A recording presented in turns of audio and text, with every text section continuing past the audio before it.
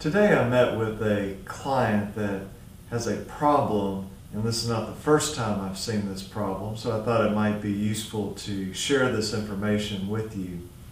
And that is, if you are dealing with a debt collector and you settle the debt, and let's say the debt is $5,000 and you agree to a settlement of $2,000. So you gather up the money, you make the payment, and you think you're done.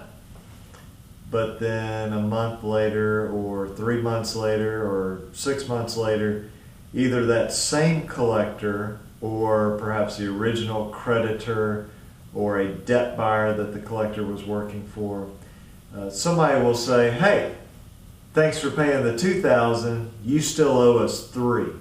Now pay it right now or we're going to sue you." Or they put it on your credit report that you still owe $3,000.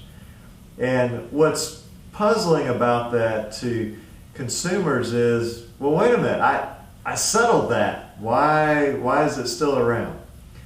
Well, a couple possibilities. One is that the collection agency never sent the money to their client. And so the client, the original creditor, or perhaps a debt buyer, truly thinks that you still owe the money. Now, if you paid $2,000 and the original creditor says, well, now you owe us $3, well, then obviously they got the money because they're doing the math there. But sometimes that's the case. But other times it's simply that whoever made the deal has decided that they don't like the deal. And if you paid $2,000, well, then you can pay some more. And the way they'll get you to pay more is either to call you or to write you, or perhaps even most effectively, put that on your credit report. So when somebody pulls your credit report, it shows on what's called the trade line, which is the account, it shows a current balance of $3,000, as if you owe $3,000. You don't owe $3,000 anymore. You owe $0 because you've settled it. And so that is known as parking an account.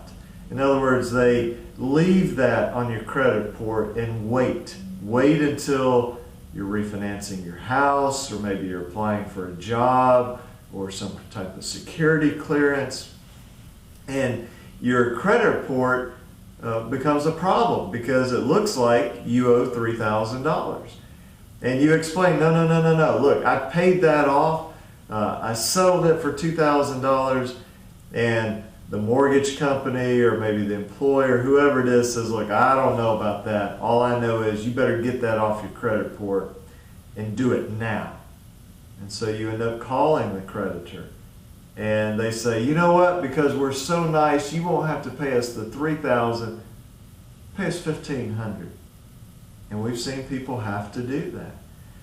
And so what are the practical implications of this? Well, first of all, if you're going to make a settlement, make sure it's in writing, okay? A company, a debt collector that says, I cannot put this in writing, you just trust me and send the money.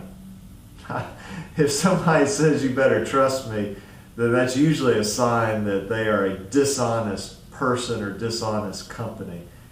So I would not deal with that.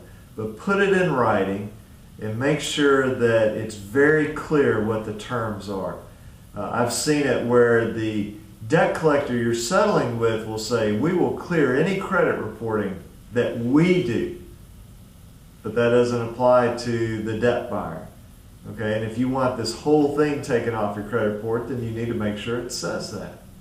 And so whatever the terms are, make sure they're in writing, make sure that they're very clear and that you understand it, and then keep copies of that. And if you are faxing something, keep the fax confirmation copy. If you're mailing stuff, do it certified, do it FedEx. Now, generally, when you're making a settlement of this type, it's worth the $5 or $10 or however much it's going to be able to prove that whatever it is you're doing, that it made it to the debt collector. And so protect yourself is the bottom line of this. And if it involves credit reporting, pull your credit reports 30 days, 60 days, 90 days afterwards and see if the company did what they promised. And if they didn't, then contact them. And remember, you've got it in writing, don't you? So say, here it is. It's in writing. You agreed to do this, this, and this. Now, you didn't do it. Do it. And if they say, okay, sorry, it was a mistake, and if they fix it, then it probably was just a mistake. But if they don't fix it, if they refuse to acknowledge what they put in writing, then that's a good sign you're dealing with an abusive debt collector. And it may be in your best interest to sit down with a consumer lawyer to find out what your options are, because sometimes suing is the only way to get these people to do what they promised to do. I hope this has been helpful to you.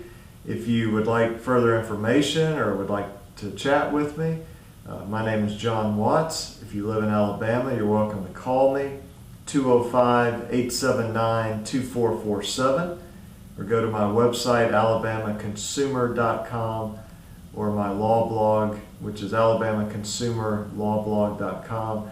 You're also certainly free to request our book on stopping abusive debt collectors. There's no charge for that.